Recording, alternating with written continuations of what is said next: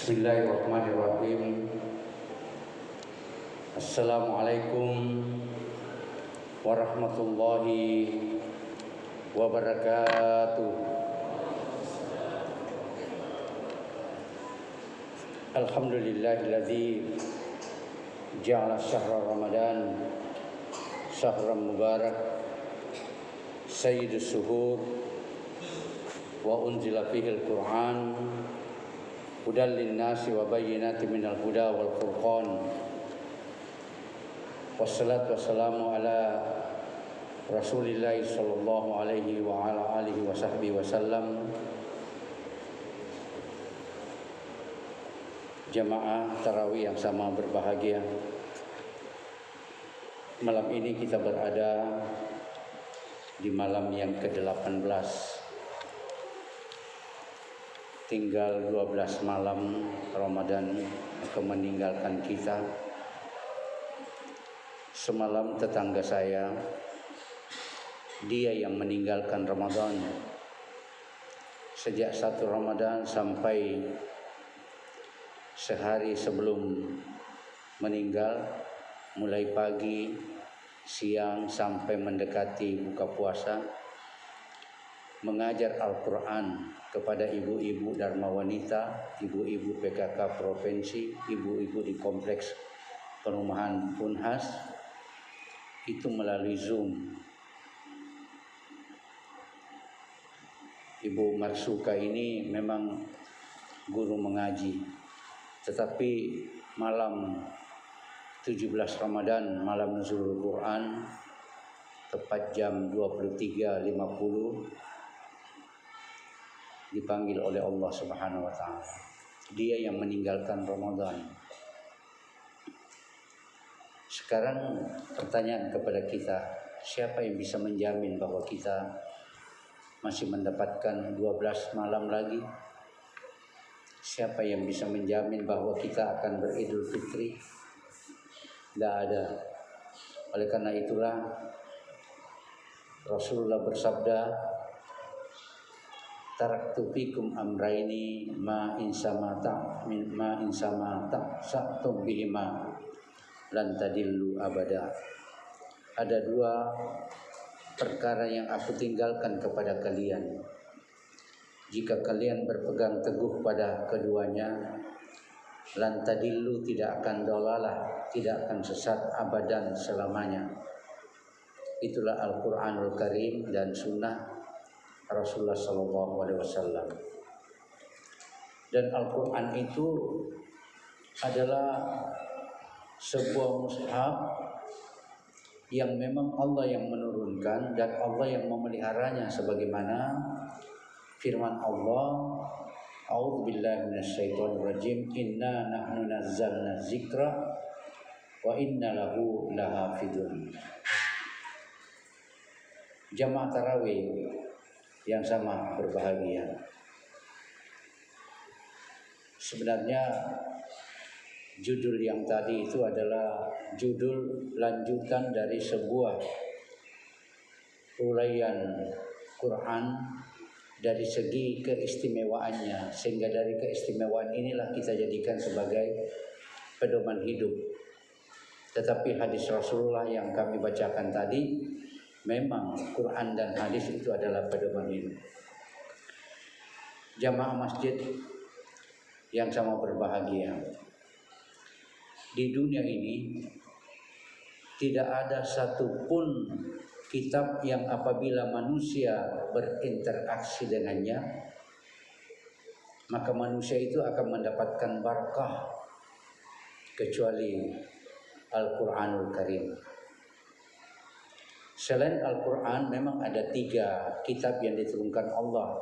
Kitab Samawi, yaitu kitab Zabur untuk Nabi Daud, kitab Taurat untuk Nabi Musa, dan kitab Injil untuk Nabi Isa alaihissalam. Hanya saja ketiganya tidak wajib lagi kita pedomani karena isinya telah diperbaharui dan telah dikumpulkan menjadi sebuah kitab yang namanya Al-Furqan. Itulah Al-Quranul Karim. Awalnya Al-Quranul Karim ini pada surah kedua itu ditujukan pada orang-orang muttaqun. A'udzubillahi minasyaitonirrajim. Alif Lam Mim. Dzalikal kitabu la raiba fi. Inilah kitab yang tidak ada keraguan padanya. Apa saja informasi insya Allah itu jelas dan sangat otentik. La raiba fi. Kemudian hudan menjadi petunjuk lil muttaqin. Siapakah orang tanda muttaqun itu? Ada ayat di belakangnya. Tapi pada surah yang sama, surah Al-Baqarah 185, Allah berfirman lagi, Syahrul Ramadan alladzi unzila fihil Qur'an. Di bulan Ramadan ini diturunkan Al-Qur'an, ya. Hudan linnas, menjadi petunjuk bagi manusia. Jadi bukan hanya orang bertakwa, tetapi manusia. Jadi walaupun dia bukan Islam, silakan. Kalau mau selamat, jadikanlah Al-Quran itu menjadi pedoman hidupmu. Al-Quran itu berasal dari bahasa Arab yang artinya membaca. Asal katanya adalah qara'a. Qara'a membaca. Qara'a bisa berarti menghimpun dengan rapi. Kemudian qara'a menjadi Qur'ana. Qur'ana itu berarti bacaan sempurna. Dan yang terakhir ditambah dengan alif lam. Qur'ana ditambah alif lam menjadi Al-Qur'an. Alif lam itu menunjukkan kemuliaan, menunjukkan kesucian. Contoh Makkah Al-Mukarramah, Makkah yang sangat suci dan sangat karamah. Karamah itu artinya suci. Karamah itu artinya sesuatu yang sakral. Sampainya kadang diplesetin dengan kesyirikan. Tempat sana itu karamat. Kenapa keramat? Sering-sering kalau ada orang di sana itu bisa jadi begini. Karena memang ada jin di situ.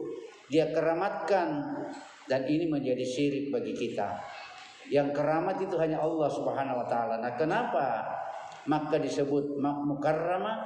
Karena dia karamah untuk dijadikan tempat beribadah kepada Allah. Satu kali beribadah di kota suci Makkah di Masjidil Haram, 100.000 kali kita beribadah di tempat ini. Jamaah sekalian, oleh karena itulah Al-Quran menjadi artinya bacaan yang mulia, yakni kalam Allah yang diwahyukan kepada Nabi Muhammad SAW sebagai pedoman hidup untuk kemaslahatan umat. Nah, jamaah sekalian yang sangat berbahagia, nama Al-Quran itu tidak semena-mena diberikan, tetapi itu ada di dalam Al-Quran itu sendiri. Surah Al-Isra, surah yang ke-17, ayat 9. A'udzubillahi minasyaitonirrajim. Inna hazal Qur'ana, sesungguhnya ini, hazihil Qur'an, ini adalah Qur'an, yahdi lillati hiya aqwam, adalah menjadi petunjuk, ya, ke jalan yang lurus. Makanya Al-Quran itu sebagai petunjuk hidup. Nama-nama lainnya banyak. Biasa disebut sebagai Al-Kitab, kadang juga disebut sebagai Al-Qalam, sering juga disebut sebagai Al-Furqan, Az-Zikra, ya, kadang juga disebut Al-Huda, Al-Mubin, dan seterusnya. Banyak namanya Al-Quran. Tetapi yang paling santer kita kenal itu adalah nama yang ada di surat Isra ayat 9 ini. Jamaah tarawih rahimakumullah. Oleh karena itu saya akan memberikan beberapa keistimewaan Al-Quran.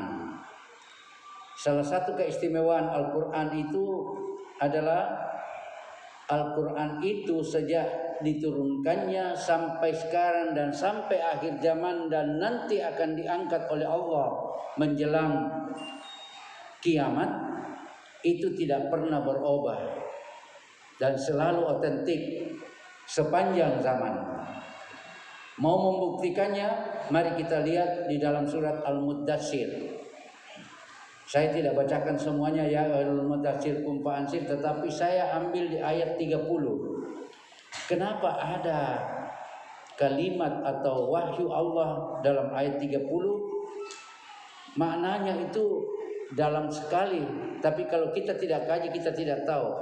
Apa bunyinya? Alaiha tis'atun asyara. Padanya alaiha, padanya tis'a 9, asyara 10. 19. 10 tambah 9 adalah 19. Itu adalah balasan terhadap orang-orang kafir yang selama ini menganggap bahwa Quran itu hanyalah ciptaan Muhammad sendiri. Dia gitu, termasuk diambil dari yang lain-lain, makanya ada kisahnya, ada ininya semua. Tetapi Allah Subhanahu wa taala mengangkat ini. Kalau memang dia ciptaannya, bahkan ada ayat yang lain, coba bikinlah satu ayat saja jika kamu memang termasuk orang yang hebat. Tapi kamu tak mampu. Nah, dari sinilah tis'atun asyara ini kita ambil beberapa perumpamaan, yakni apa itu 19? Ada 19 malaikat yang mengawasi neraka. Apa itu 19? 19 tiang sendi-sendi dalam perintah agama. Dan ini semuanya mengarah kepada naubes Allah Subhanahu wa taala. Dialah yang mengetahui dengan baik. Nah, 19 ini juga berarti sama dengan yang ada di tulisan Bismillahirrahmanirrahim. Itu terdiri dari 19 huruf, mulai dari huruf ba, sin, mim, alif dan seterusnya sampai kepada rahim mim. Kalau dihitung adalah 19. Nah, kemudian kata-kata al-asm ismi di dalam Al-Qur'an itu sebanyak 19, cukup dibagi dengan 19. Tetapi kata Allah, ya, kata Allah dalam Al-Quran terdiri dari 2698 kata Allah. Bila dibagi dengan 19 pas sama dengan 142. Kemudian kata Ar-Rahman 57 kali disebut dalam Al-Quran. Dibagi 19 sama dengan 3. Ya, 3 kali 19 sama dengan 57. Dan Ar-Rahim ada 114. Dibagi dengan 19 didapatkan 6. 6 kali 19 sama dengan 114. Bahkan semua semua surah-surah di dalam Al-Quran yang terdiri dari 114 surah itu diawali dengan kalimat Allah Bismillahirrahmanirrahim. Kecuali ada satu surah namanya surah At-Taubah. Itu tidak ada itu. Tidak ada kata Bismillah atau kalimat Bismillah pada awal surah. Berarti kalau begitu hanya 113. Bisa enggak dibagi 19? Tidak bisa. Jadi pecahan. Tapi setelah kita buka, rupanya ada di dalam surah An-Nahl. Surah An-Nahl itu didahului dengan ucapan Allah Bismillahirrahmanirrahim, masuk surat An-Nahl. Kemudian surat An-Nahl ayat 30 ada di situ wahyu Allah yang bunyinya innahu min Sulaimana wa innahu bismillahirrahmanirrahim. Berarti An-Nahl itu ada 2 bismillah. Ditambah dengan yang lain berarti 114 bismillah dibagi 19 maka sama dengan 19 kali 6. Bukti apa lagi? Paling banyak sekali. Mari kita lihat lagi. Alif Lam Mim. Alif Lam Mim ini ada di beberapa surah, yaitu surah Al-Baqarah yang kami bacakan tadi, surah Ali Imran, Alif Lam Mim, ya, Allahu la ilaha, dan seterusnya. Surat Al-A'raf, surat Ar-Ra'du, surat Al-Ankabut, surat Rum, Luqman dan Sajad. Tahu nggak alif, lam dan mim itu di dalam seluruh surah yang saya sebutkan tadi yang didahului dengan alif lam mim itu sebanyak 26.676 huruf alif, lam dan mim. Dan kalau ini dibagi dengan 19 pas 1404. kali. Jadi habis dibagi. Ada lagi surah Maryam didahului dengan kaf ha ya ain shad. Jadi ada 5 huruf. Kaf di dalam surat Maryam sebanyak 137 huruf. Ha 168. Ya 345. Ain 122. Shad 26. Kalau dikumpul semua kaf, ha, ya, ain, shad di surah Al-Maryam ini jumlahnya 798. Dibagi 19 pas dapat 42. Apalagi bukti otentik, bagaimana lagi bisa Rasulullah atau Muhammad mengarang? Inilah diberikan kepada orang-orang kafir yang menganggap Muhammad itu adalah yang menyusun Al-Quran. Kemudian yang kedua, Al-Quran itu terjadi dari kontradiksi antara satu ayat dengan ayat yang lain. Tidak pernah terdapat bahwa ayat ini mengatakan ke timur, ayat sana mengatakan ke barat. Tetapi semua perintah, semua larangan, semua berita, semuanya bersifat saling melengkapi. Contoh, watawasau bil haqqi, watawasau bis sabar. Ada lagi di dalam surat yang sering kita inna ma'al usri yusra, ya, sesungguhnya setelah ada kesulitan akan ada kelapangan. Tapi Allah tidak balik bahwa sesudah ada kelapangan ada kesulitan. Tidak, Allah selalu memberikan yang terbaik. Kemudian wa inna ma'al usri usra, sesudah ada kesulitan akan ada kelapangan. Peganglah ini. La raiba fi, tidak ada keraguan padanya. Hanya kadang kita itu yang salah persepsi. Baru saja sedikit dikasih sakit gigi luar biasa penderitaannya. Pernah nggak kita konversi? Ada orang nggak sakit gigi tiap hari? Tidak ada kan? Tiap pekan nggak ada, tiap bulan nggak ada. Mungkin beberapa tahun bapak nggak sakit gigi kan? Nah, pernah nggak kita lakukan kompensasi antara setengah jam atau setengah hari saja kita sakit gigi, berapa tahun tidak sakit gigi? Wa in ta'uddu nikmatallahi la tuhsuha. Masih banyak lagi, saya tidak angkat. Inilah bukti bahwa Al-Quran itu jadi pedoman. Jangan kamu coba-coba menghitung nikmat. Bahkan di surah Ar-Rahman berkali-kali, tapi kadang juga kita enaknya saja fa bi ayyi alam rabbikuma tukadziban. Padahal Allah mau mengingatkan 33 kali kata nikmat Tuhan mana lagi kah yang kamu dustakan wahai manusia. Dulu kita baik tidak ganti popok saja kita tidak bisa. Kita berjalan kalau tidak dituntun tidak bisa jalan. Ya, kita SD diantar jemput tidak pulang sendiri.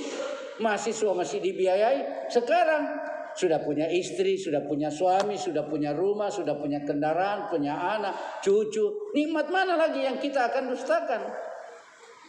Kemudian surah Al-Qasas ayat 77 mengatakan, ya wabtagi fima atakallahu daral akhirah. Hei, manusia persiapkan negeri akhiratmu karena dia adalah yang paling abaka. Tapi jangan kamu lupa nikmati duniamu, nikmati keluargamu, nikmati rumahmu, nikmati kendaraanmu. Tapi ingat, wa ahsin kama ahsanallahu ilaik. Tapi berbuat baiklah kamu sebagaimana Allah telah berbuat baik kepada kamu. Berapa yang Allah berikan kepada kita? Banyaknya. Berapa yang kita keluarkan? Coba. Tidak pernah kita seimbangkan. Padahal Rasulullah mengatakan yang kamu lakukan itu, salat sebaik itu hanya merupakan kewajiban, habis. Tapi sunnah, sedekah, ya yang lain-lain itulah milik kamu. Makin banyak kamu bersedekah, beri kamu melakukan sunnah, makin bertambah kamu punya ya tanam-tanaman nanti di akhirat. Yang ketiga, kaum muslimin yang sama berbahagia. Al-Quran itu mudah sekali dihafal, asal kita mau menghafalnya. Coba ada nggak seorang penulis dia membuat sebuah karya tulis, tidak usahlah, mungkin 3, 4, 5, terlalu banyak barangkali kalau 5 halaman. Bisa nggak dia hafal tulisannya? Nggak bisa. Tapi Al-Quran bahkan ada orang yang membaca kita bisa tahu koreksi, bacaannya itu keliru. Karena memang mudah dihafal. Dan lebih hebat lagi, kemudahan itu Allah berikan kepada kita. Bukankah Allah yang punya ini, Allah yang punya lidah, Allah yang punya otak, hanya kita yang memanfaatkannya? Mintalah kepada Allah. Allahumma zidni ilman warzuqna fahman. Luar biasa, berikanlah ilmu kepada aku dan berikanlah pemanfaatan akalku untuk mampu untuk melakukannya. Yang keempat, saudaraku, adalah Al-Quran itu tidak bisa ditiru. Ya, coba kita lihat, kalau orang-orang Arab itu sama dengan kita ya. Kalau dipanggil, oh Ali, misalnya kita, dia kata, oh iyo. Orang Arab itu kalau dipanggil ya Ali, paling dia katakan Aiwa. Aiwanya itu sama dengan kita iyo. Kalau dipanggil lagi kita, dia bilang iya puang, atau di Jawa lah Jawa. Kalau dipanggil ya Joko. Kalau dia katakan apa itu kalau orang Jawa nghi, sama kita iyo. Nah, sama dia di sana. Kalau dipanggil di sana dia katakan apa? Naam. Sama dengan kita iye, sama dengan Jawa apa itu? Dalam.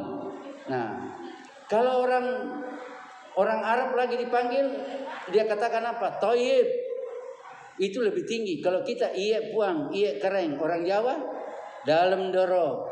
Masih ada nggak di atasnya dalam doro? Masih ada di atasnya iya puang. Nggak ada lagi. Tapi dalam ajaran Al-Quran, dalam bahasa Arab ada lagi. Yaitu labbaik. Begitu dipanggil dia katakan labbaik. Itulah jawaban yang paling indah dan paling tinggi. Makanya kalau orang pergi haji dan umrah, dia jawab labbaik. Allahumma labbaik. Tidak pernah ada yang menjawab na'am, Allahumma na'am. Walaupun maknanya sama. Itu hebatnya itu Al-Quran. Tidak bisa ditiru. Karena dia memiliki kehebatan. Allahu Akbar ya Karim. Kemudian di dalam beberapa saya tidak ambil dalam surah Yunus dan sebagainya. Membacanya adalah mendapatkan kebaikan. Makin kita membaca makin mendapatkan pahala. Satu kita baca huruf dapat 10. Alif lam mim itu 3 huruf. Kali 10 30. Di bulan Ramadan dikali 700.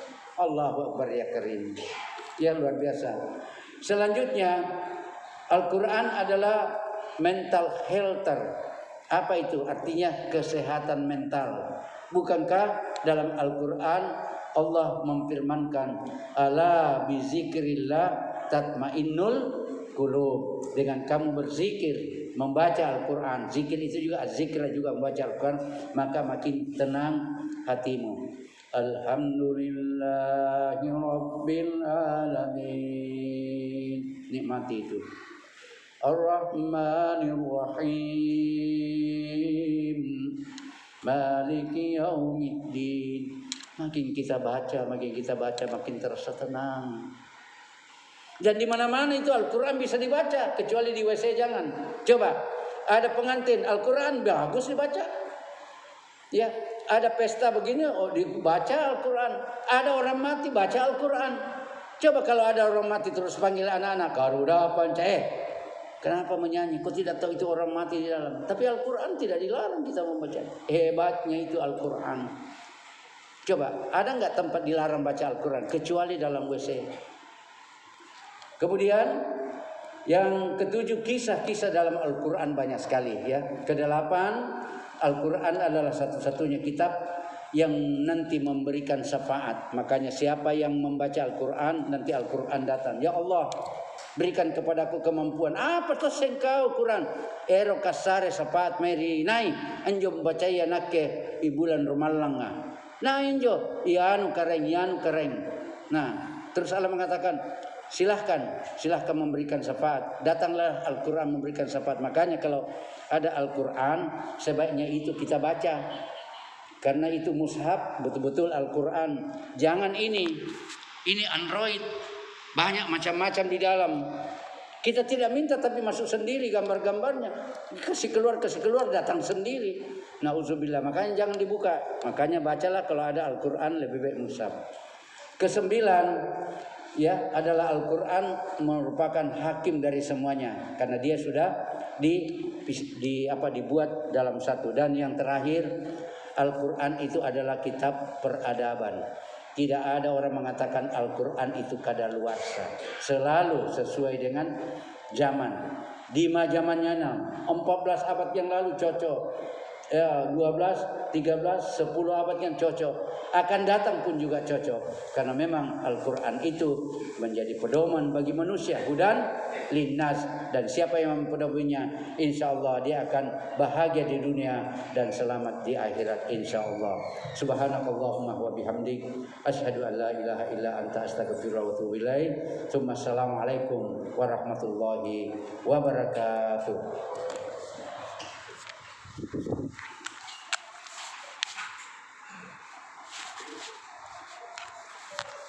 Wassalam.